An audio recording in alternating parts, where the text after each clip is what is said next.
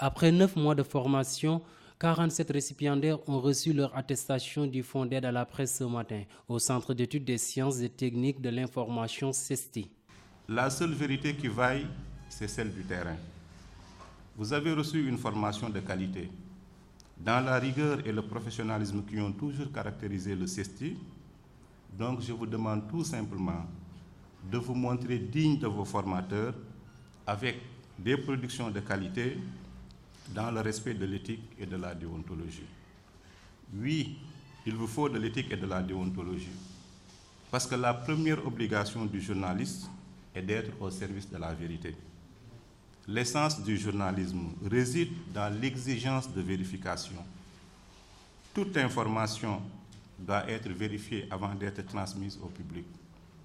Le journaliste est redevable à son public. Les exigences de vérification, d'indépendance et de redevabilité envers le public nécessitent bien évidemment l'observation stricte des principes éthiques et des règles déontologiques.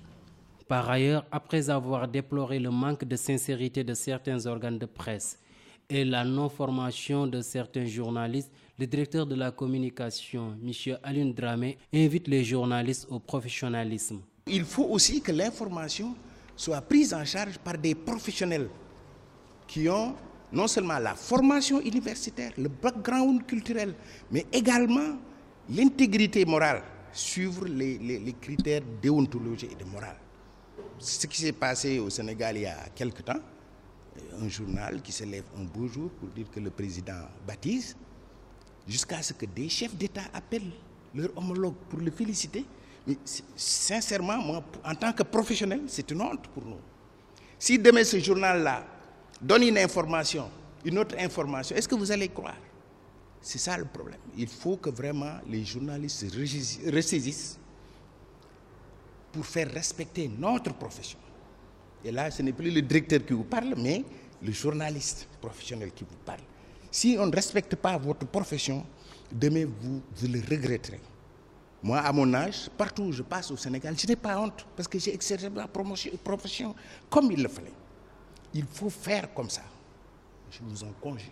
Une des bénéficiaires de ce fonds d'aide à la presse nous explique les critères du choix à ce fonds. Je demande pour la formation d'avoir au moins de l'expérience, au moins 3 ans d'expérience, quelque chose comme ça. Tu exerces le métier d'abord de journalisme. Alors, ça a été le cas chez moi par exemple. J'ai eu affaire à pratiquer le journalisme pendant plusieurs années. Et lorsque j'ai eu écho de ce concours, de ce fonds d'aide, alors j'ai fourni mon dossier. À l'issue de cela, j'ai été sélectionnée. Et comment a été la formation? Elle a été rude certes, mais bon, on s'en est sorti avec beaucoup de satisfaction parce que Au terme de cette cérémonie, les stagiaires sont invités à une prise de conscience du travail journalistique.